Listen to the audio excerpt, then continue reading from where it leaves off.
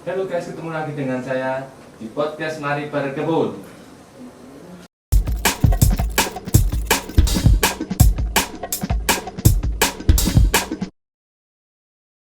Saya di sini sama Fani, tuan rumah podcast Mari Berkebun.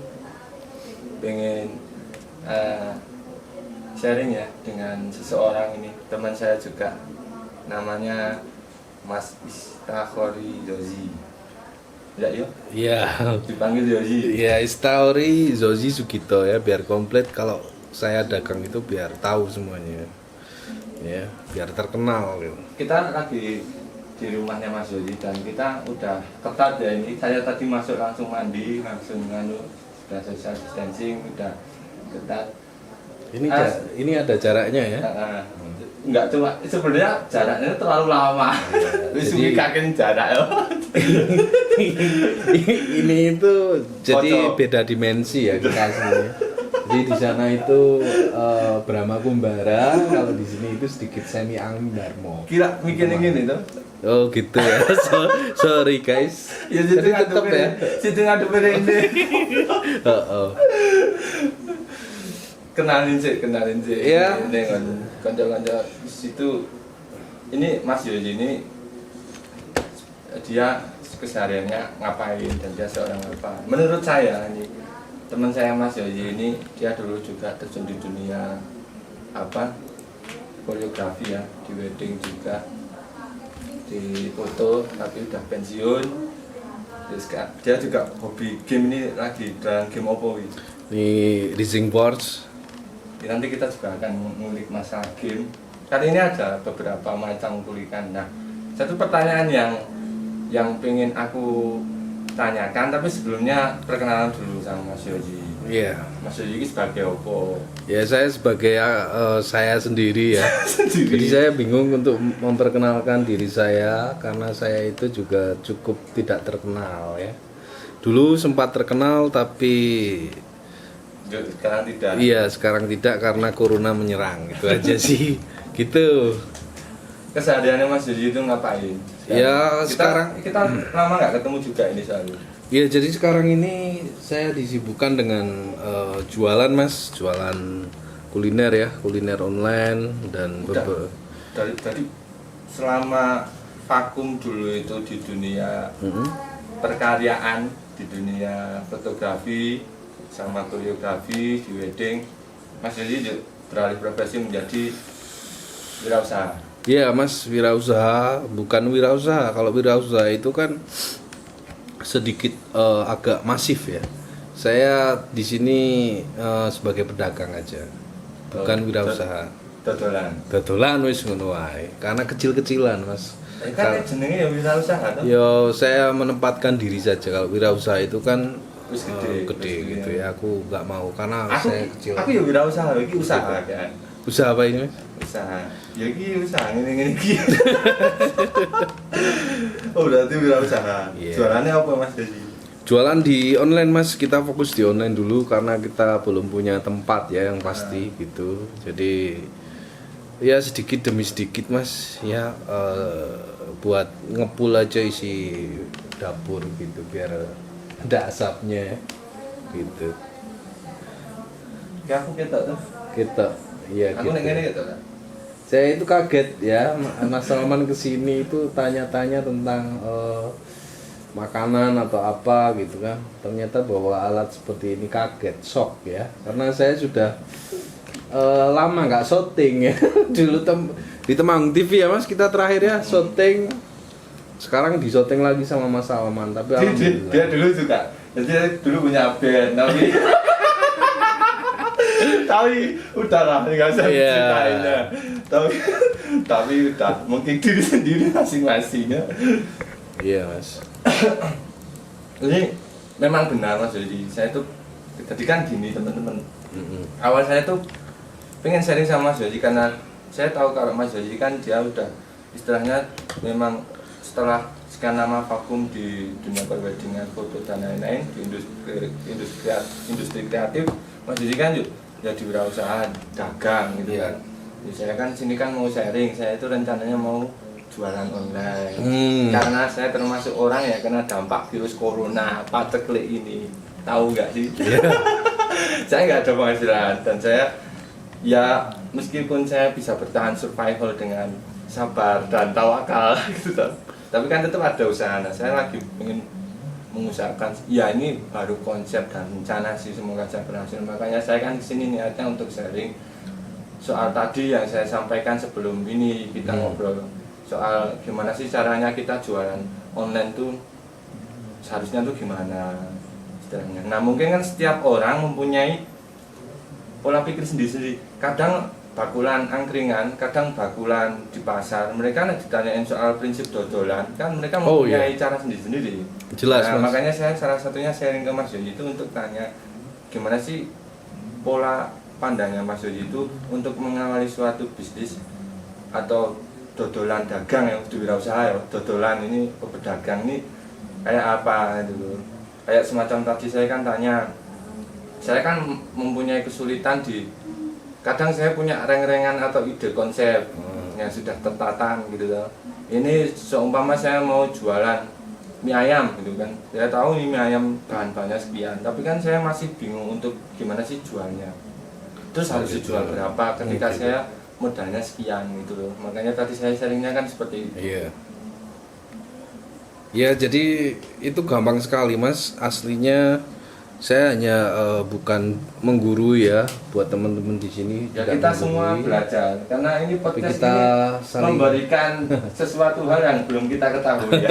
Kita membahas sesuatu yang belum kita ketahui. Tapi kita sama-sama belajar aja. Ini maaf ya, aku sambil untuk online juga ini. Tapi ini juga menghasilkan. Jadi maaf juga ini sambil podcast sambil berjalan ngegame juga ya Mas. Gak apa-apa ya. Santai aja. Wong iki non skenario spontanitas. Jadi spontanitas ya. Jadi pertama kalau pengalaman saya itu disebut juga pengalaman yang sangat mungkin berbeda dengan pedagang lainnya Mas. Karena pedagang lainnya itu hanya mengandalkan mungkin bermodal besar dan sudah mempunyai banyak modal. Kalau saya beda, saya merintis dengan nol ya. Mungkin saya hanya punya uang 50.000 dan mengemasnya itu wujud jadi bahan yang bisa dijual gitu Mas. Contohnya. Ya contoh aja saya membuat ada kan produk saya produk kita apa juga produknya? Ada kayak ada sego underscore bro, terus mie ayam bro, nasi goreng bro, itu bermodalnya cuman awal itu 50.000 guys, gitu Mas. 50.000. Jadi dengan modal 50.000 bisa membuat suatu peluang usaha. Iya bisa, sangat bisa sekali. Dong tips dan triknya. Ya jadi gini ya, trick and flip ya, flip and trick. Jadi jangan kebanyakan nge-trick nanti nge-flip ya. Jadi intinya kalau yang jualan itu yang pasti itu kata orang Jawa itu temen ya, temen dan jujur. Temen itu berlangsung terus menerus, jangan bosan ketika kita itu untuk jualan, itu yang pertama. Itu kan berarti kan kemauan.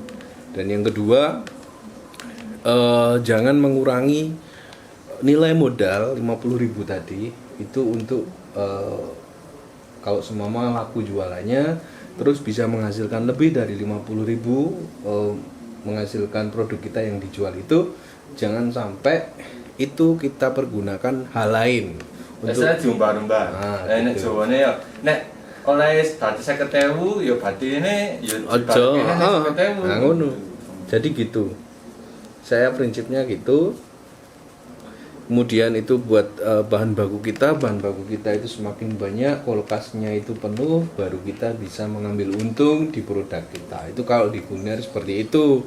Kalau kita dagang nggak masif ya, perdagangan tidak wirausaha, tidak juga pengusaha. Saya pedagang kecil gitu. Semuanya kaki gitu. 5. Nah, kaki 5 boleh lah gitu. Kaki 5. Tapi saya kakinya 2 guys.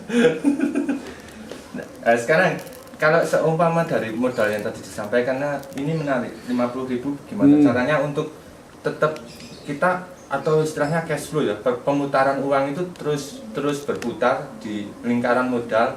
Istilahnya setiap kita mempunyai modal 50, kok kita untung 50, berarti kan kita mempunyai hasil 100.000. 50 untuk modal awal, 50.000 untung itu kan. Itu 50.000 ya, untung itu dimasukkan di skala modal lagi itu, diperbesar di modal lagi. Terus. Nah, itu sampai kapan? Nah, jawabannya sampai benar-benar kulkasnya penuh, Mas. Ketika Mas Salman itu mempunyai kulkas ya, itu standar aja ya, standar kulkas. Nek aku lah di kulkas ya udah, Masnya itu ngambil es batu aja, dikasih ember, nah itu bisa kulkas buatan. Yang pasti standarnya itu kulkas penuh aja, Mas. Kulkas penuh itu bisa kita memetik hasilnya. Itu paling kalau semama produk kita itu laku ya, tiap hari itu cetal-cetil ya, mungkin alhamdulillahnya itu kulkas itu penuh itu paling 1 minggu itu sudah memetik keuntungan ya, hasil gitu. Keuntungan bersih. Jadi gitu, perputarannya itu seperti itu kalau kuliner. Itu untuk awalan. Cara modalnya mungkin bisa dikasih trik seperti itu ya. Yeah. Tapi kalau untuk kendalanya, kadang kan kita beli bahannya kan sok naik turun, Mas. Iya, jadi pertama kita yang harus lakukan itu survei harga, Mas. Jadi survei kalau harga kita menjual produk kita apa harga kita mencari bahan? Mencari bahan dulu, kan bahan bakunya kita cari dulu. Harganya berapa kita survei yang ke pedagangnya. Kalau semama ada yang lebih murah, kita ambil yang lebih murah, semurah mungkin, Mas. Jadi ketika saya aja kalau semama mengambil ayam potong gitu kan, mengambil sayur-sayuran itu saya langsung aslinya itu ke petaninya. Itu saya berangkat jam 5 pagi itu ke pasar karena langsung turun dari pasar petaninya terus ke pedagangnya. Saya kalau semama siang sedikit itu langsung ke pedagangnya biasanya gitu. Tapi kacek, Mas. Gitu. Nah, itu pertanyaannya, gimana cara Mas Haji bisa mendapatkan link para petani itu? Nah, kita tanya kan Mas. Kadang orang-orang yang pengen mengawali suatu usaha kan sok bingung relasi seperti itu. Iya, kita tanya, Mas. Ya, kita pakai seperti Mas Salman itu pakai mic ya. Wawancara. Mas, petani. Enggak seperti itu, karena petani di pasar itu kelihatan kalau itu petani. Jadi petani sama pedagang itu pasti bisa dibedakan di pasar. Kalau Mas Salman sering main ke pasar itu pasti setengah 5, jam 5 itu pasti di situ Mas Salman mengetahui, oh ini petani, oh ini pedagang gitu. Berarti tetap kudu survei langsung di lapangan. Oh iya dong. Kalau enggak survei. Tapi pernah nggak punya kendala seumpama udah langganan nih di salah satu petani ini yang setiap harinya Mas Haji belinya ingkung atau ayamnya dagingnya di situ, terus di petani A gitu kan, di petani A nggak ada gitu ya gimana itu? Solusinya ya di dagang itu. Iya, jadi kita kan berarti kalau di perdagangan tadi kembali lagi bahannya harganya kan lebih. Itu juga cara menanggulangi ini, otomatis modalnya tambah akeh no. Iya, jadi gini, Mas. Tapi kalau semama kita gasik itu ke pasar gitu, nggak mungkin itu pedagang atau petani itu cuma satu. Semama Mas Salman, aku pelanggannya Mas Salman aja itu nggak mungkin, karena petani di sana banyak yang memperdagangkan ke pedagang, itu pasar itu seperti itu. Itu ratusan, Mas, bahkan bisa ratusan lebih, 500-an lebih.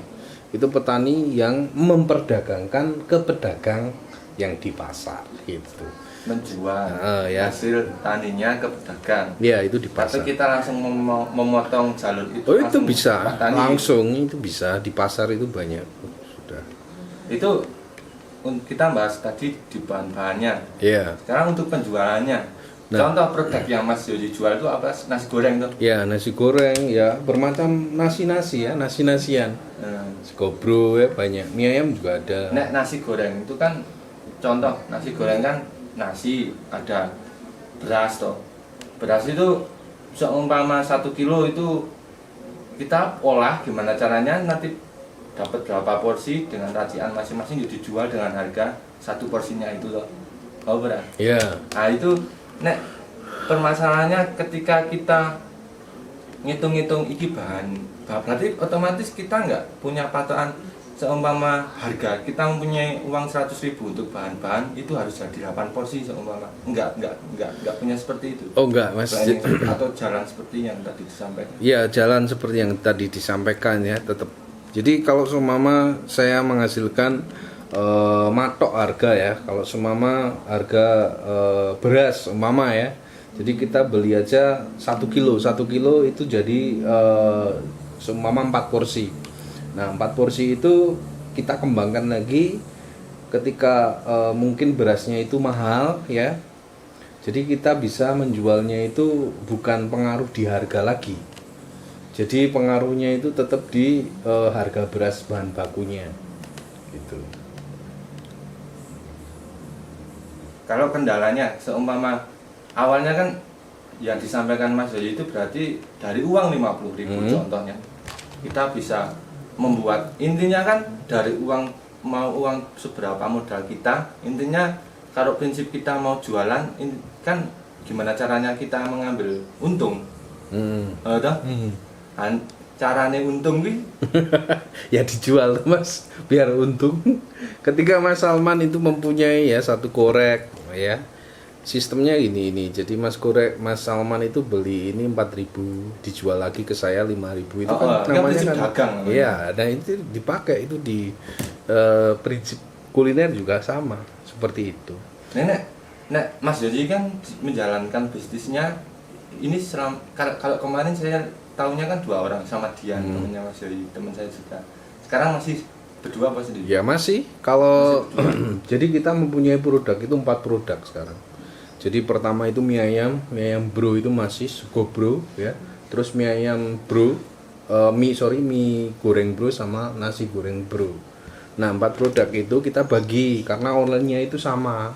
Jadi sama yang satu admin. Jadi kita kan di online Mas ya. Jadi ketika ada orang calling atau pesen itu di satu admin, satu itu online. Manajemennya gimana? Nah tadi kan perbandingannya intinya prinsip dagangan kita dengan modal segitu kita bisa mengambil untung lebih dari modal segitu tau intinya. Nah kita berdua istilahnya ada admin atau nggak bekerja sendiri itu sing bagi piye. Nah itu kan prinsip kerjanya ya prinsip kerjanya itu kan kita bareng-bareng Mas. Jadi ya ngomong bareng. Sekarang itu kan kita itu lagi apa namanya jadi kayak syuting kita kan lagi berdua, ada 4 produk ya, kita bagi. Jadi kalau semama yang tanggung jawabnya itu kan Dian, pasti Dian yang lebih 100% ke perdagangannya. Mie ayamnya itu semuanya itu punya Dian gitu kan. Kita menciptakan produk yang satu lagi buat mungkin biar bisa jalan sendiri-sendiri dan dengan produk sendiri-sendiri, tapi dengan atas nama satu manajemennya yaitu House of Bro kan gitu aslinya. Cara membuat siklus sistem manajemen ya, seperti itu loh yang pertama itu satu itu dipatenkan mau jualan apa dulu. Contohnya gitu. Contoh saya ya Sugo Bro itu kan pertama kali di Temanggung itu kan meledak ya. Ya kalian ingat ya Sugo Bro di mana-mana gitu kan. Jadi nasi kepal gitu. Nah, jadi Sugo Bro itu kan awal mula kita di Instagram, di Facebook juga ada. Jadi patenkan itu dulu sampai sekarang juga masih ketika ada orang order itu Sugo Bro. Berarti kayak sojanan. Kayak gitu, mirip seperti itu ya. Jadi satu manajemen ya, tapi itu kalau Dian itu bagian ke pemasaran dan aku itu di dapur gitu. Jadi sama-sama jalan. Nek ngitungnya Mas Yoyi, seumpama nasi goreng itu produknya Mas Yoyi kan, seumpama mie ayam kan Dian. Jadi kalau nasi gorengnya harga 13.000, mie ayamnya harga 10.000 seumpama ya. Itu nek yang laku mie ayam Mas Yoyi dapat keuntungan berapa? Oh udah enggak sekarang karena kalau dulu memang iya. Karena dulu awal kok bisa iya itu kenapa? Ya karena sistematisnya itu belum pasar itu. Iya, jadi modal awal itu ya 50.000 tadi itu. Kita memiliki satu produk aja, kok sekarang jadi 4 ya karena 50.000 tadi. Gitu. Jadi kalau semua jadi kayak Mas Joy, iki kan aku punya aku bisa buat nasi goreng, aku tak buat ya, kamu jualin. Nah, seperti itu. Heeh. Ya, seperti itu, Mas. Jadi intinya sekali lagi ketika Mas Salman itu mendirikan sebuah, bukan perusahaan ya, sebuah bisnis dagang ya. Itu contoh saja Mas Salman ingin membuat martabak gitu, dan 2 orang itu dijalankan 2 orang gitu. Jadi intinya itu modal awal dan hitungannya itu semuanya itu berjalan itu ketika kulkasnya itu penuh. Kenapa kok saya tadi bilang kulkasnya penuh itu bisa diambil keuntungan? Kalau kulkas itu tidak penuh itu nggak bisa diambil keuntungan. Kita itu ibarat kata Yuk, itu, bakar duit. ya, jadi kita itu belum bisa menikmati hasilnya gitu. Itu kalau Mas Joy sendiri yang sudah mengalami itu berapa lama? Ketika mengalami puasa itu, puasa belum dapat keuntungan sampai kulkasnya penuh. Itu kalau saya sendiri itu kalau segobro pertama kan segobro itu kita menikmati itu 1 mingguan, Mas, karena itu alhamdulillahnya kan di Temanggung meledak kan. Jadi banyak gitu. Nah mulai dari itu kan kita tetap ya, jadi ada yang apa, pasang surut yang namanya di dunia online itu. Kalau rame ya bisa memetik keuntungan sedikit, kalau enggak ya enggak gitu. Pokoknya Ya sistem prinsip dagang. oh iya, lah. ya prinsip dagang. Jadi jangan pernah mengutak-atik yang namanya itu uang belanja gitu. Kalau semama Mas Salman itu membeli bahan baku sehari ini 100.000 gitu kan. Katakan kalau semama hari ini itu pesenannya banyak, ordernya banyak, besok itu kan pasti kalau rasa manusiawi itu kan pengen banyak juga dan pengen menambah kulaan gitu kan. Beli bahan baku banyak biar dijualnya itu semakin untungnya banyak gitu kan. Nah itu sisakan yang namanya itu duit kulaan ya, ki aja diwah-wah, intinya seperti itu. Kalau semama 100.000 katakanlah untungnya 2 kali lipat jadi 200. Nah 200 itu sisakan buat belanja, jangan buat yang namanya itu yang lain ya, seperti seperti saya aja ya, sekarang aja kan lagi surut ya, jujur aja kita lagi surut banget gitu, bukan banget tapi alhamdulillahnya ada gitu kan. Itu kita tidak pernah yang namanya itu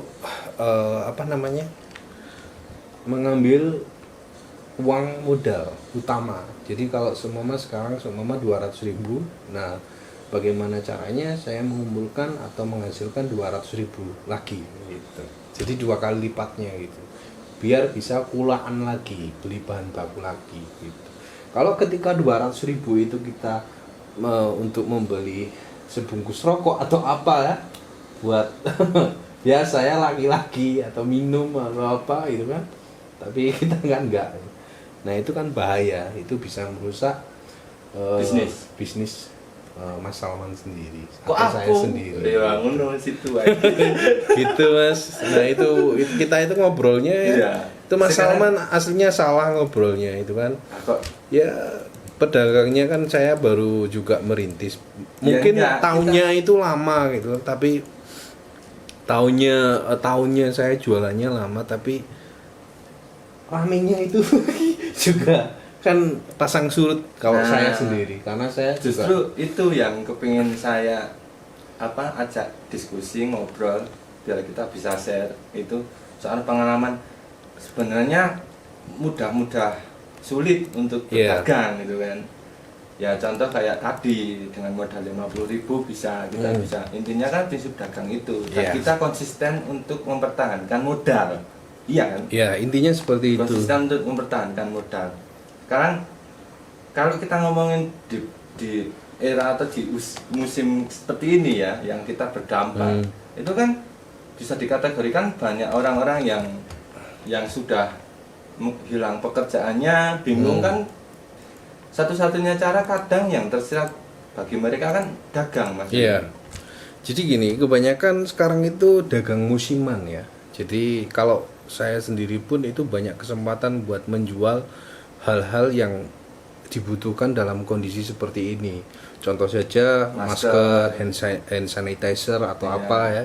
Mungkin kalau semama saya itu nggak tertarik Mas, karena dari pertama COVID ini menyerang kita, itu kita udah nggak tertarik dengan menjual produk yang dibutuhkan saat ini. Kalau saya nggak, Kenapa? Karena itu berurusan dengan massa. Karena citra buruk ya, kalau seumpama saya menjual satu produk dari dulu ya itu. Kalau seumpama saya berpindah ya nanti akan fokusnya itu berpindah lain. Kan banyak itu di Facebook. Teman saya sendiri ya. Mungkin sekarang tadinya menjual ayam bakar, sekarang jadi jual masker, hand sanitizer. Tapi kan bukan terus itu bisa menguntungkan juga Mas. Ya bisa, tapi efeknya itu ke depan Mas. Ketika Mas Salman itu jual ayam bakar lagi, nanti sudah image-nya sudah berbeda ya. itu berbeda. Jadi dagang itu sisi. Jadi kita membranding diri sendiri. Ya, nah gitu. Jadi kayak foto itu Mas. Jadi kalau semua Mas Salman kan suka foto video ya, cuman satu fokus aja. Kalau semua Mas Salman kok membuat seperti ya hal yang menyimpang itu kan jadi gitu. Tapi Mas Yosi nggak menentang sistem prinsip dagang yang aji enggak. mumpung juga enggak kan? Enggak, jadi saya. seumpama kita ngomongin ya, kita juga nggak ada yang mau toh kalau ada ada musibah seperti ini, dan mereka orang-orang yang di sana, yang di luar, yang banyak sekali yang memang kehilangan pekerjaan, dan mereka juga karena memang awalnya dia bukan pedagang, mungkin untuk jadi karena memang nggak ada kerjaan, kehilangan pekerjaan, terus mencoba-coba untuk mengawali menjadi seorang pedagang. Jadi gini, jadi orang setaunya saya Mas ya dalam sisi ini ada kesempatan juga buat teman-teman yang dagang. Saya itu bukannya mencari keuntungan yang besar di kondisi seperti ini. Saya juga bukan orang sok suci ya untuk mengambil keuntungan yang lebih besar, karena saya juga untung di situ itu ketika saya menjual produk saya sendiri. Tapi yang saya sayangkan ketika berubah bentuk, ketika Mas Salman itu tadinya itu jual nasi goreng, terus saya jual masker, itu kan udah berdampak pada diri kita sendiri. Aslinya seperti itu Mas. Jadi saya mempertahankan komitmen bahwa aji mumpung itu tidak dalam prinsip dagang saya. Wis titik. Itu aja Mas. Gitu. Kalau berarti kalau untuk beberapa masyarakat atau orang yang di luar sana yang kepengen jualan atau berganti alih profesi karena dia kehilangan profesinya, terus pengen berdagang, kira-kira apa yang perlu mereka lakukan untuk bisa dapat penghasilan dari dagangnya, dagangnya bisa berhasil, dan gimana sih untuk mencari sistem dagangnya? Contoh ya, aku harus dagang masker ya, tapi gimana ya? Atau aku harus dagang makanan ya di food ya, atau aku harus dagang jasa nggak mungkin, sekarang banyak sekali yang kehilangan event-event dan lain-lain di jasa, terutama saya yang kehilangan job, banyak job karena saya memang di dagang, saya juga dagang tapi dagang di jasa. Iya, jadi nah, untuk itu caranya dhewe tetap bisa mengambil satu prinsip dagang dan bisa komitmen di situ loh, dengan seperti ini. Jadi gini Mas Salman ya. Jadi kalau saya sendiri itu dulu saya pernah kerja di mana-mana ya.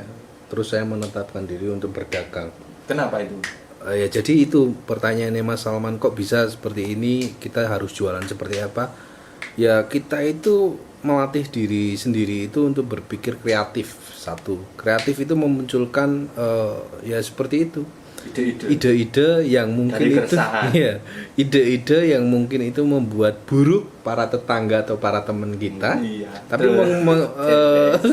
tapi bisa menghasilkan buat pribadi kita. Nah jadi seperti itu. Mungkin Mas Salman pernah juga produk Mas Salman itu mungkin itu dikatain ini jelek, ini enggak enak mesti. Ya. Iya. Jadi itu kan kita bukan musuh buat kita, tapi itu